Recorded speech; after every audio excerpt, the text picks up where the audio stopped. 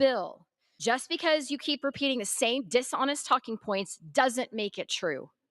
This legislation continues funding and prevents a government shutdown, which would have a devastating impact on my home state of Oklahoma and communities across the country. We must keep government open so we can continue the America First agenda, which is focused on securing our border, unleashing American energy, safeguarding our nation, and rooting out waste, fraud, and abuse. This legislation fully supports our vets and service members. It does not cut 1 cent from the toxic exposure funds or eliminate COPS grants. Continuing resolutions are not ideal, but we cannot allow for the distractions of a government shutdown, which is why I support this bill.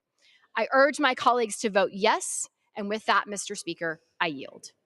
Gentleman from Oklahoma reserves. The lady from Connecticut is recognized. I yield 2 minutes to the gentlewoman from Florida, the distinguished ranking member of the Military Construction and Veterans Affairs Subcommittee, Ms. Wasserman Schultz. Gentlelady is recognized. Thank you, Mr. Speaker. I rise to oppose this cruel betrayal of America's veterans, seniors, and working families. This one-year CR doesn't make rent or health care bills more affordable, which is what keeps my constituents up at night. Instead, it actually cuts housing aid that could force 32,000 veterans, domestic violence survivors, seniors, and people with disabilities into homelessness. And what does this spending patch do as we all now stare down the barrel of another Trump recession? It hands an unelected billionaire free rein to keep stealing taxpayers' dollars and paves the way for billionaires and big corporations to luxuriate in more tax breaks. This isn't a clean CR. This CR stands for cut and run. It lets Trump close hundreds of Social Security offices and fire thousands of workers who deliver our seniors checks. It allows Musk to keep hacking into your private tax data. It puts critical Everglades restoration funds at risk. Worst of all, it lets Trump and Musk keep up their brutal assault on veterans and the people who care for them. It does it by eliminating $23 billion in guaranteed funding for health care for veterans exposed to burn pits and other toxins. We should debate bipartisan full-year funding bills that grow the economy and provide vital resources Americans need. Instead, this Republican cut-and-run bill turns Congress into a missing kid on a milk carton and cedes massive power to Trump. This is the same president who, in 2 short months, tanked your 401k and unleashed a job-killing trade war. Yesterday, the stock market just recorded its worst day since 2020. What really enrages me is that this cut-and-run bill sides with the most anti-veteran president in American history. Trump has fired 6,000 veterans, inflicted mass VA layoffs, and killed hundreds of veteran services contracts. Trump even plans to lay off another 83,000 VA workers, and on top of that, this cut-and-run bill makes even deeper cuts to the healthcare services for all those who bravely served our nation. Democrats are more than willing to back bipartisan funding legislation, but we will never sell out our seniors, veterans, and children like this cut-and-run bill shamelessly does. I yield back. Vote no. Gentlelady from Connecticut reserves. Gentleman from Oklahoma is recognized. Thank you very much, Mr. Speaker. Mr. Speaker, I yield 2 minutes to my good friend, distinguished member of the Rules Committee, and gentleman from Texas, Mr. Roy. Gentleman is recognized. I think my friend from Oklahoma, my, how times have changed. How many times we've been sitting on the floor of the House, listening to our colleagues on the other side of the aisle saying, a CR is the greatest thing since sliced bread. We must have the CR. Because when some of us were saying, wait a minute, Mr. President, wait a minute, President Biden, maybe we should actually secure the border of the United States instead of letting millions of people flood in and kill Americans and let fentanyl flow into our communities. So when we wanted to secure the border and we dared to say that the funding should actually reflect that, and we threatened to, hey, maybe we should actually have a fight on spending, my colleagues on the other side of the aisle said, CR, we got to have a CR, our precious CR. Well, here we are. And what are we doing? Our colleagues oppose the CR. Why? Because we would have spending frozen for 6 months, down about $7 billion, but importantly, allow DOGE and allow our friends in the administration to continue to expose the absurdity of federal spending. How about $1.5 million to advance diversity, equity, inclusion in Serbia's workplaces? $70,000 for production of a DEI musical in Ireland. $2.5 million for electric vehicles in Vietnam. $47,000 for a transgender opera in Colombia. $32,000 for a transgender comic book in Peru. This is what our Democratic colleagues are fighting for.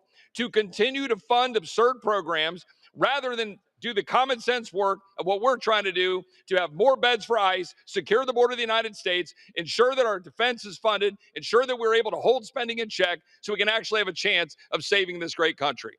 I yield back. Gentleman yields. Gentleman from Oklahoma reserves. Gentlelady from Connecticut is recognized. The gentleman confirms what we've been saying all along, impoundment. I yield 2 minutes to the gentlewoman from Maine, the distinguished ranking member of the Interior and Environment Subcommittee, Ms. Pingree. Gentlewoman is recognized.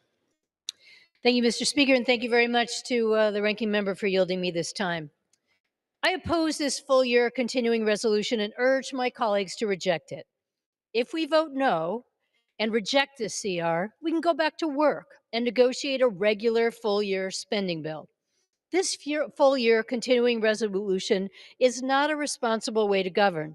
The bill does not set funding levels for individual programs, and because it doesn't, it creates another dangerous opportunity for President Trump and Elon Musk to defund congressional priorities.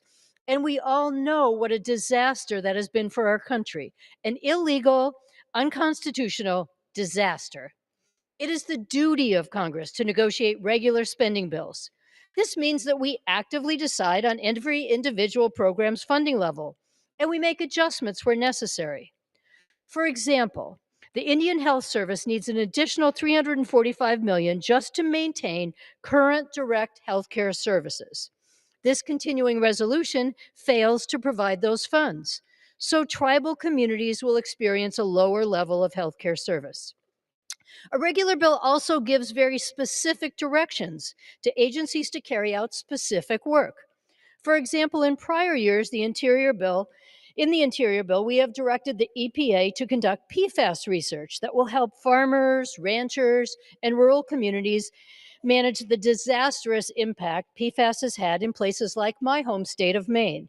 Under this continuing resolution, without our direction, this administration may decide that work should stop. As ranking member of the Interior and Environment Appropriations Subcommittee, I'm deeply concerned that the Republican majority is giving the administration a free pass to abandon programs that protect the public from pollution, that safeguard human health, and that address the climate crisis. I urge a no, and I yield back my time. Gentlewoman from Connecticut reserves. The gentleman from Oklahoma is recognized. Thank you, Mr. Speaker. I yield 2 minutes to my very good friend, distinguished gentleman from New York, Mr. Lawler. The gentleman from New York is recognized. As the great George Costanza once said, it's not a lie if you believe it. And that's what we've heard today from my Democratic colleagues. A bunch of lies that maybe they sincerely believe. The reality is this bill does not touch Social Security. It does not touch Medicare. It does not touch Medicaid. Those programs are fully funded and protected. Our veterans fully funded and protected. Fiscal year 24 was a total of $1.665 trillion. Fiscal year 25, of which we are voting to complete with this CR, is $1.658 trillion. The reduction of $7 billion is because community project funding that has already been paid, already been approved as part of fiscal year 24, is not going to be double paid.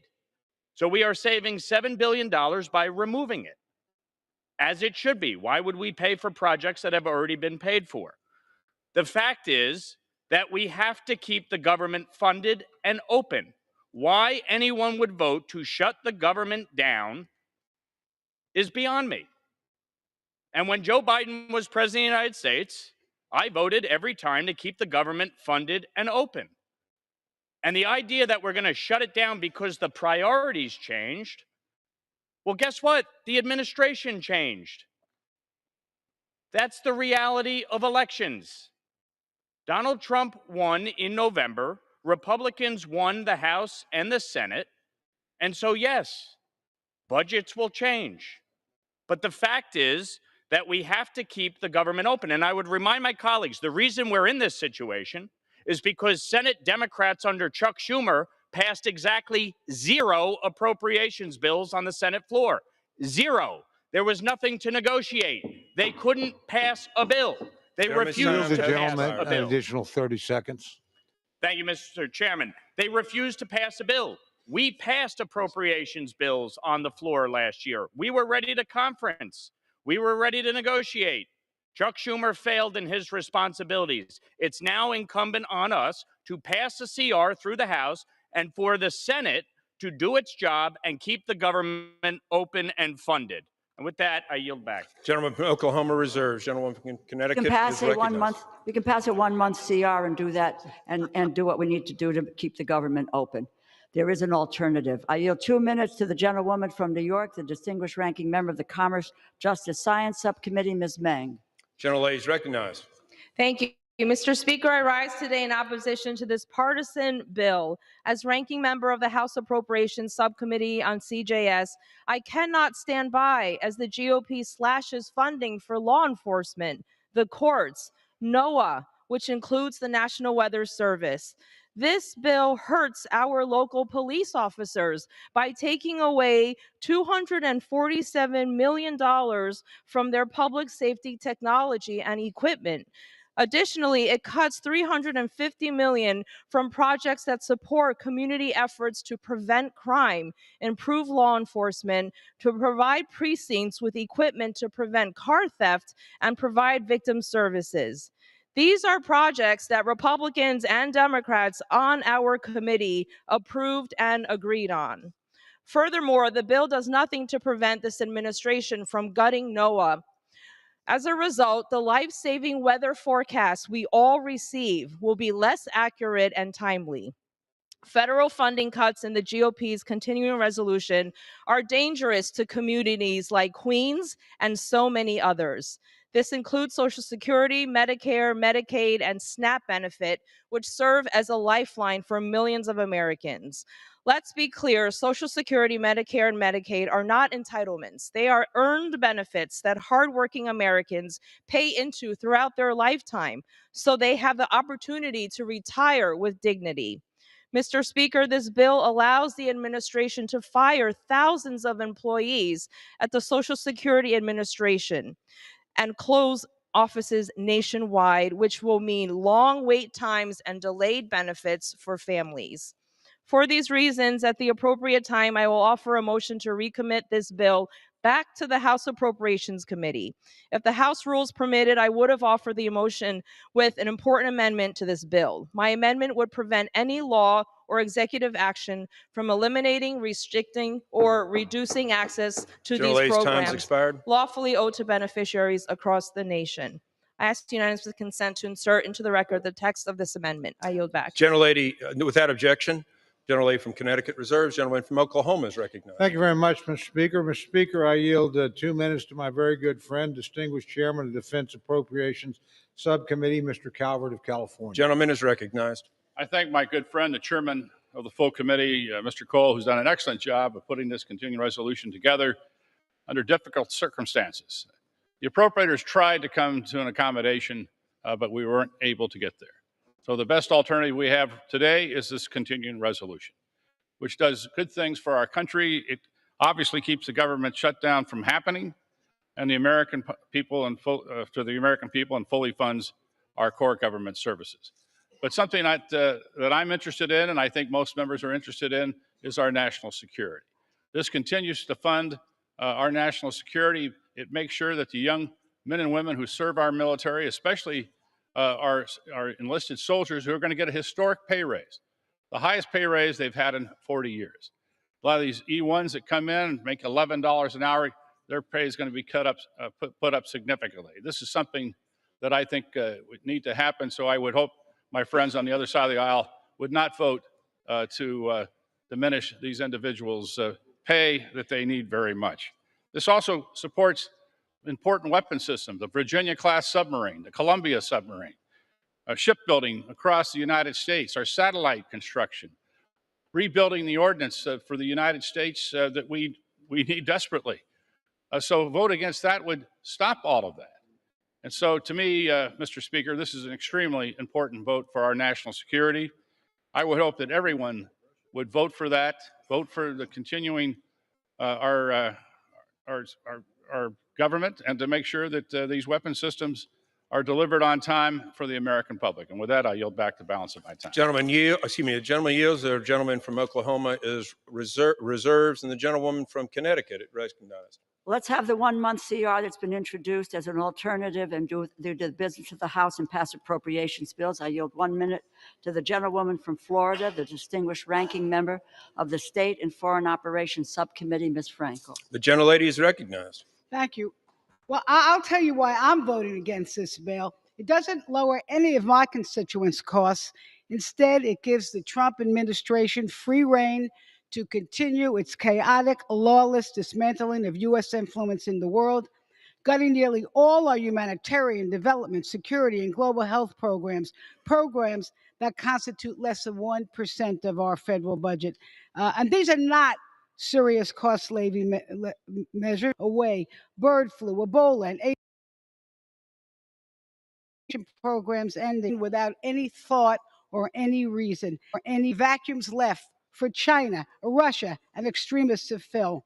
We should not be handing this president a blank check to continue his harmful sledgehammer approach to how we spend taxpayer money. I urge a resounding no vote on this bill. Gentlelady from Connecticut reserves. The gentleman from Oklahoma is recognized. Thank you, Mr. Speaker. I reserve. Gentleman reserves. Gentlelady Connecticut is recognized. I yield 2 minutes to the gentleman from Illinois, a member of the Appropriations Committee, Mr. Quigley. The gentleman is recognized. Mr. Speaker, there's a national shortage of more than 7 million units of affordable housing across America and more than 771,000 people experiencing homelessness. The CR does nothing to lower the cost of housing.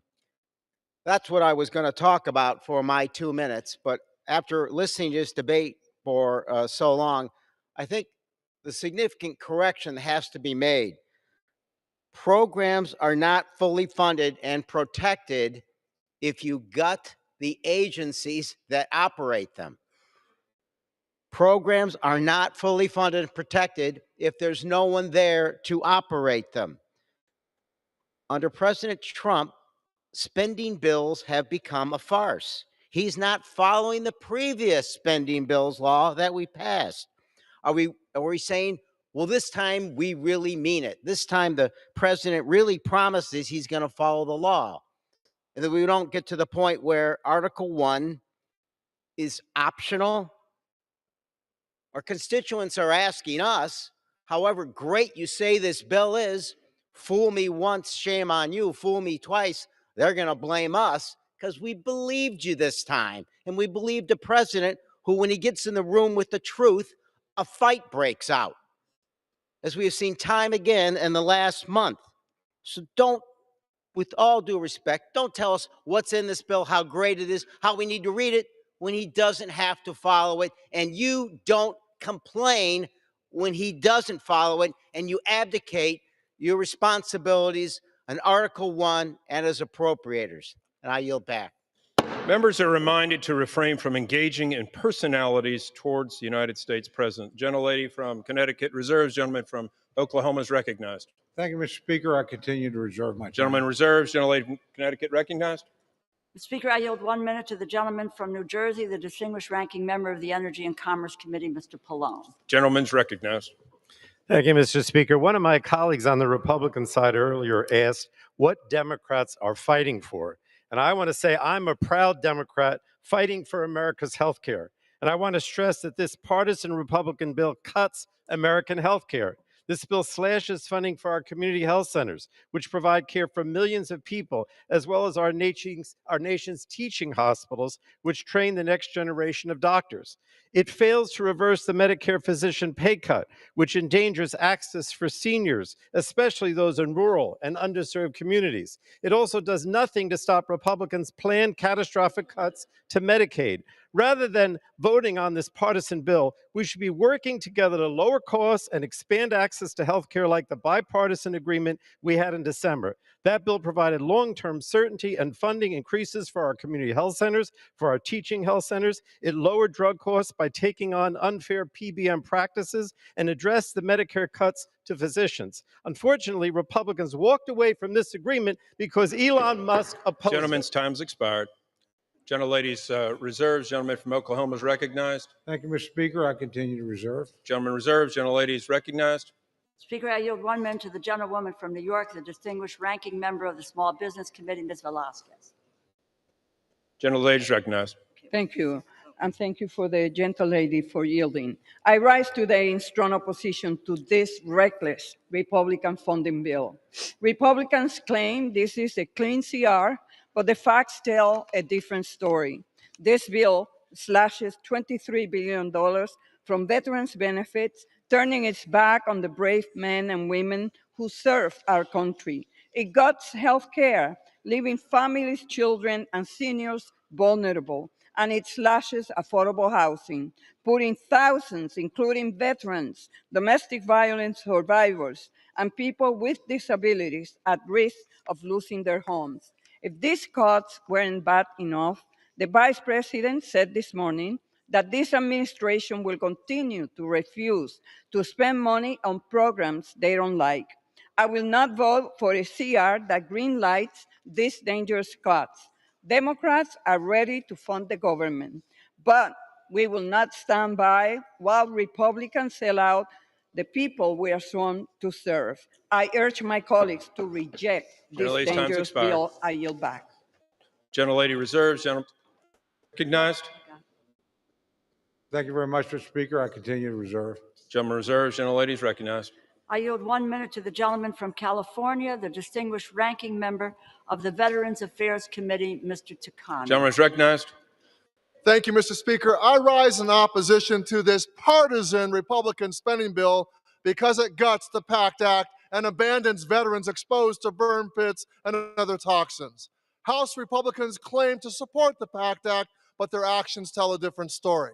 They're eliminating the funding for PACT Act recipients starting in October, cutting off critical health care and benefits for those who sacrifice for the country. Last Congress, Democrats forced Republicans to fully fund this critical program. Now Republicans are taking Elon's chainsaw to it, slashing $23 billion and breaking our nation's sacred promise to our veterans. Where you invest your money shows what you truly value. And by gutting this funding, Republicans have made their priorities clear. I stand with our veterans. I stand firm in our priorities and promises, and I will not stand by while Republicans rip them apart. I urge my colleagues to vote no on this partisan Republican spending bill. Yields. The gentlelady's reserves. Gentleman from Oklahoma is recognized. Thank you very much, Mr. Speaker. I continue to reserve. The gentleman reserves. Gentlelady is recognized. I yield 1 minute to the gentlewoman from the District of Columbia, Ms. Norton. Running out of time. Gentlelady is recognized. This CR is an act of fiscal sabotage against the District of Columbia and abuse of Congress's power over disenfranchised DC. This CR will result in an immediate cut of more than $1 billion from DC's $21 billion budget 6 months into DC's fiscal year. For the last 20 years, DC has been able to operate under the local budget enacted by DC for the next fiscal year for the duration of every CR. This CR does not allow DC to do so. Instead, the CR effectively repeals the fiscal year 2025 local budget enacted by DC, which DC has been operating under for 6 months, and restores the fiscal year 2024 local budget enacted by DC, which DC stopped operating under 6 months ago. This cut to DC's local budget does not have the federal government any money because of DC's local budget consists entirely of locally raised revenue. I urge voters to vote no. Time's expired. Gentleman from Oklahoma is recognized. Thank you very much, Mr. Speaker. I continue to reserve. The gentlewoman's time has expired. In that case, may I inquire how much time I have, Mr. Speaker? You have 6 minutes. I won't use it all, but I That's yield okay. myself the balance of my time. You know, been an interesting debate.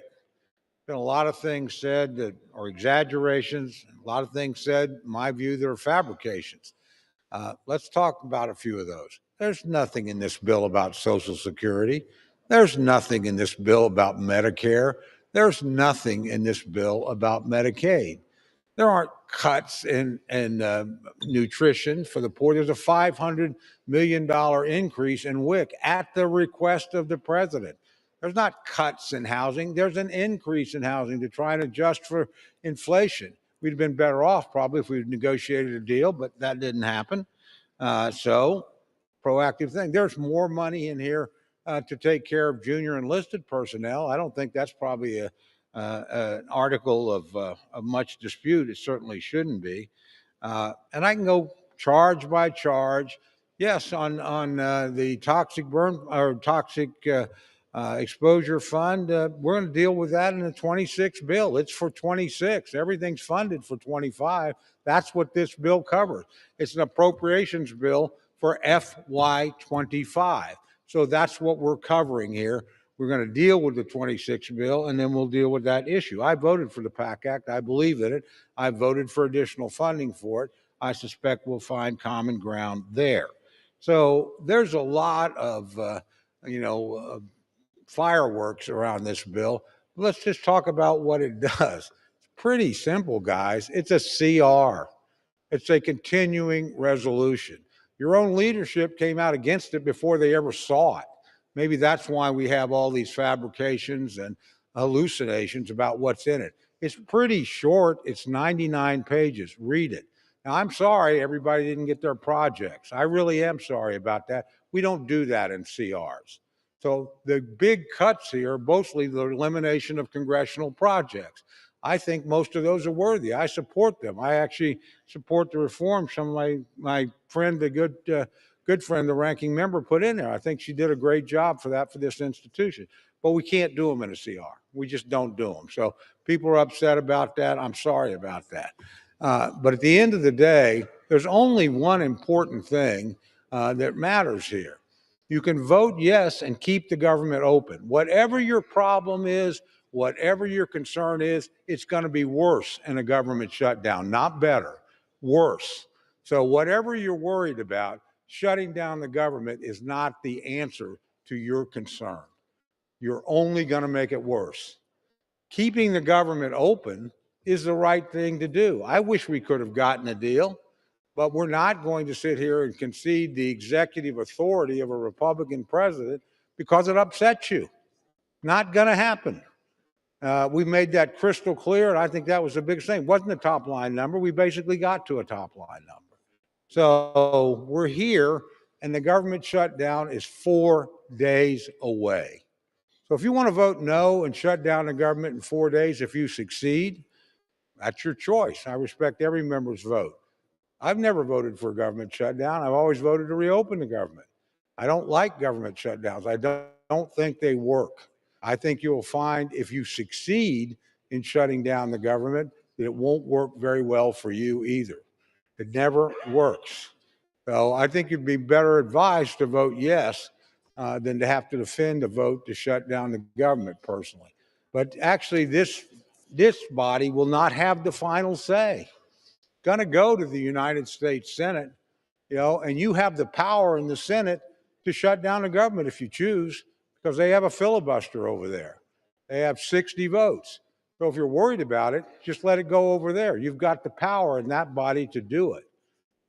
So if you want to shut down the government, your choice. But Mr. Speaker, I think the choice is crystal clear. If we took a poll on it, the American people were asked, do you want to shut down the government? The overwhelming answer would be no. Do you think you should keep the government open and keep working on our problems? That would be an overwhelming yes. So I choose to do what the American people want to do, keep the government open. That's what my constituents want. Maybe yours want to shut it down. Mine don't, and I suspect yours don't either. So with that, Mr. Speaker, I would just suggest we set aside the rhetoric and the intense feelings and just do the right thing. And the right thing is to vote yes and keep the government open. So, Mr. Speaker, I urge my colleagues to support this bill. I urge them not to vote to shut down the government, and I yield back the balance of my time. The gentleman yields. All time for debate has expired pursuant to House Resolution 211. The previous question is ordered on the bill as amended. The question is on engrossment and third reading of the bill. Those in favor say aye. Those opposed say no. The ayes have it. Third reading. A bill making further continuing appropriations and other extensions for the fiscal year ending September 30th, 2025, and for other purposes.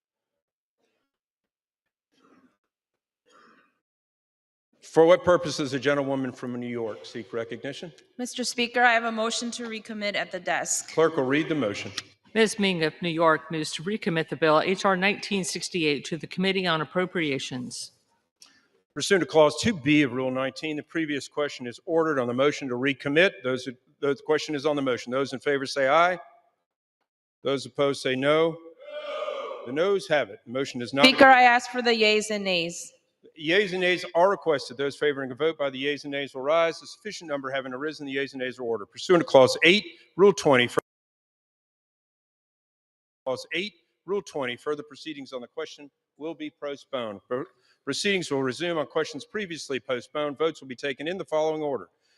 Passage of H.R. 1156, the motion to recommit on H.R. 1968, and passage of H.R. 1968 if ordered, as well as passes on House Joint Resolution 25. First vote will be a 15-minute vote. Pursuant to Clause 9, Rule 20, remaining votes will be 5 minutes. Pursuant to Clause 8 of Rule 20, the unfinished business is on the vote of H.R. 1156, on whether the yeas and nays are ordered. Clerk will report the title. Union Calendar number 2, H.R. 1156, a bill to amend the CARES Act to extend the statute of limitations for fraud under certain unemployment programs and for other purposes. Question is on the passage of the bill. Members record their votes by electronic device. This is a 15-minute vote.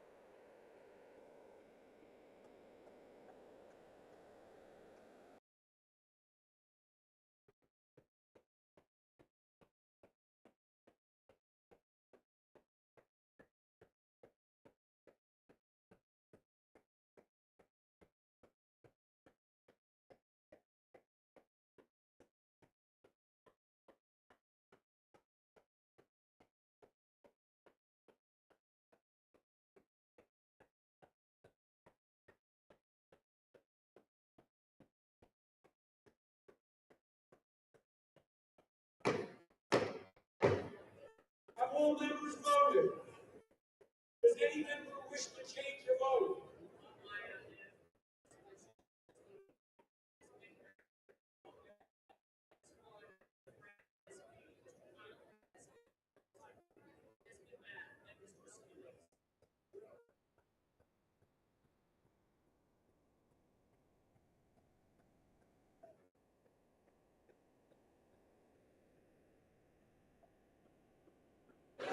On this vote, the yeas are 295. The nays are 127. The bill is passed. Without objection, a motion to reconsider is laid on the table. Pursuant to Clause 8 of Rule 20, the unfinished business is the question of agreeing on the motion to recommit on H.R. 1968, offered by the gentlewoman from New York, Ms. Meng, on which the yeas and nays were ordered. The clerk will redesignate the motion. Motion to recommit H.R. 1968, offered by Ms. Ming of New York.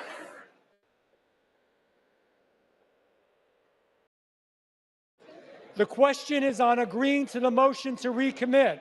Members will record their votes by electronic device. This is a 5-minute vote.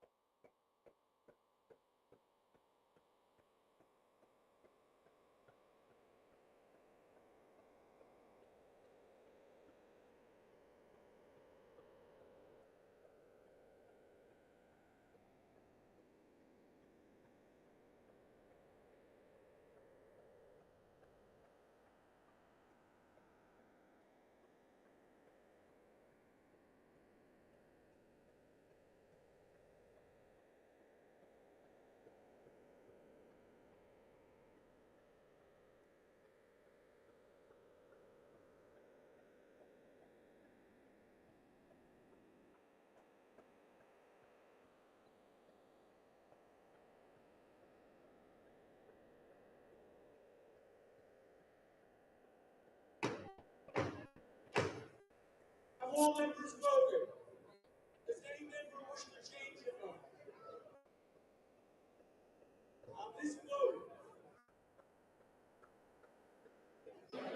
On this vote, the yeas are 213 and the nays are 216.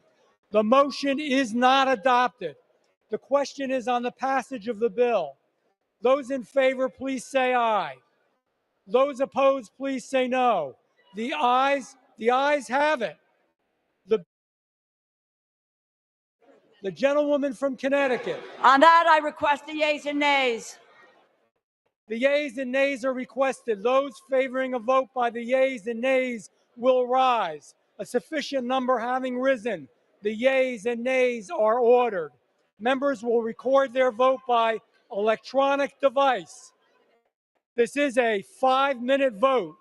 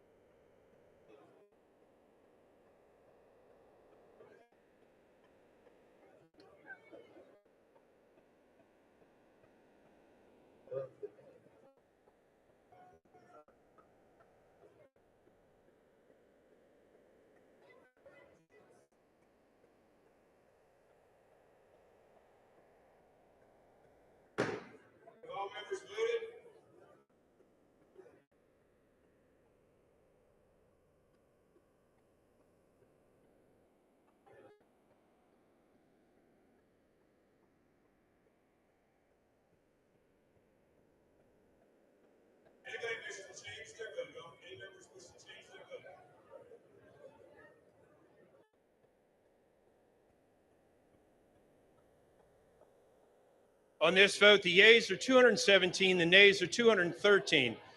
The bill is passed without objection. The motion to reconsider is laid upon the table.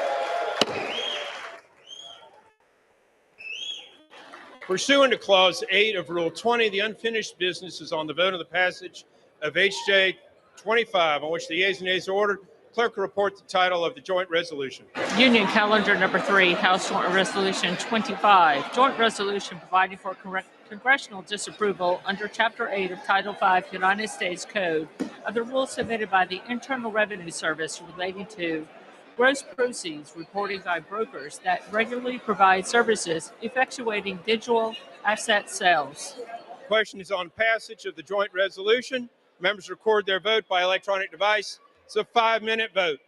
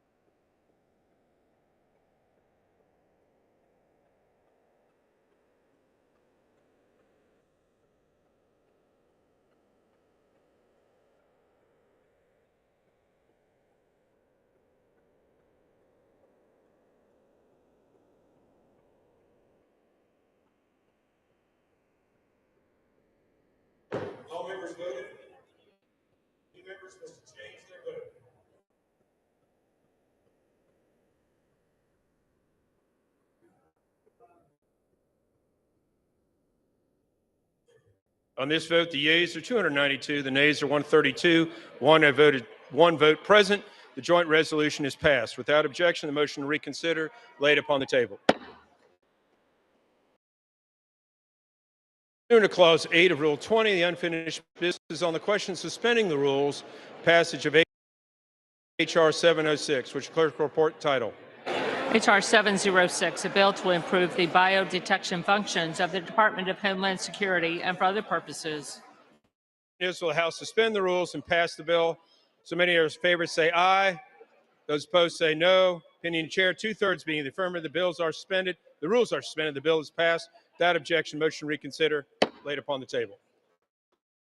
Pursuant to Clause 8 of Rule 20, the unfinished business on the question on suspending the rules and passing H.R. 1692. Clerk will report the title. H.R. 1692, a bill to amend the Homeland Security Act of 2002 to enable secure and trustworthy technology through other transaction contracting authority and for other purposes. Question is, will the House suspend the rules, pass the bill? So many in favor say aye. Those opposed say no. Opinion of the chair, 2/3 being in the affirmative. Rules are suspended. The bill is passed without objection. Motion to reconsider laid upon the table.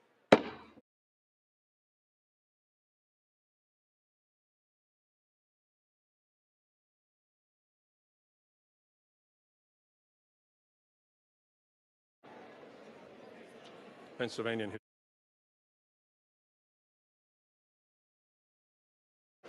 For what purpose does the gentleman from Pennsylvania seek recognition? Gentleman will suspend. House will be in order. Any discussions or conversations, please take outside the chamber. Gentleman is recognized. Mr. Speaker, by direction of the Republican Conference, I sent to the desk a privileged resolution and asked for its immediate consideration. The clerk will report the resolution. House Resolution 213, resolved that the following named members be and are hereby elected to the following standing committee of the House of Representatives: Committee on Ethics, Mr. Rutherford, Mr. Garbarino, Mrs. Henson, and Mr. Moran. Without objection, the resolution is agreed to. The motion to reconsider laid upon the table. For what purpose does the gentleman from California rise? Mr. Speaker, by direction of the Democratic Caucus, I offer a privileged resolution and ask for its immediate consideration. Clerk will report the resolution. House Resolution 214, resolved. Unanimous consent that the resolution be considered as read.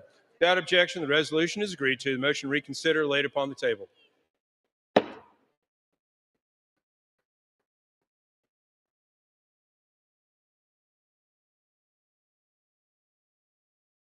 For what purpose does the gentlewoman from Connecticut seek recognition? Mr. Speaker, I send to the desk a resolution, and I ask unanimous consent for its immediate consideration in the House. Under guidelines issued by successive speakers as recorded in Section 956 of the House Rules and Manual, the chair is constrained not to entertain the request unless it has been cleared by the bipartisan floor and committee leaderships.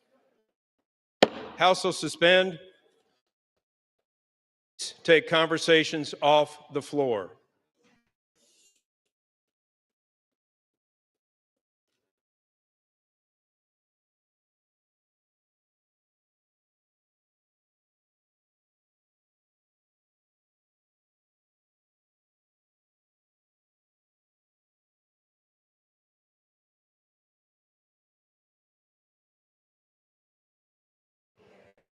The chair will now entertain requests from 1-minute speeches.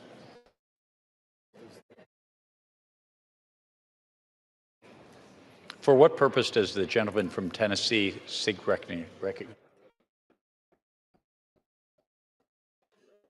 Purpose does the gentleman from Georgia seek recognition? Ask unanimous consent to address the House for 1 minute to revise and extend my remarks. Without objection, the gentleman is recognized. The gentleman is correct. The House will return to order.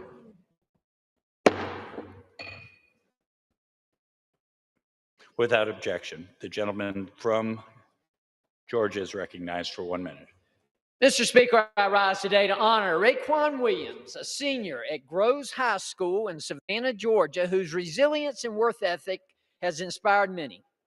Raekwon has faced immense hardship, losing his father at the age of 5 and his mother in December of 2024. Throughout these hardships, he has excelled academically, participating in dual enrollment studies at Savannah Technical College, never letting his circumstances define him. As a two-way lineman from the Groves High School football team, Raekwon demonstrated exceptional work ethic and dedication, earning the respect of his coaches and teammates. His perseverance earned him the Abby Deloach Foundation and the Savannah Quarterback Club Scholar Athlete Award, which includes scholarship funds that will help him further his educational aspirations. Raekwon's story is a testament to the strength of the human spirit and the power of community support. Congratulations, Raekwon. We are very, very proud of you. Thank you, Mr. Speaker, and I yield back. The gentleman yields back.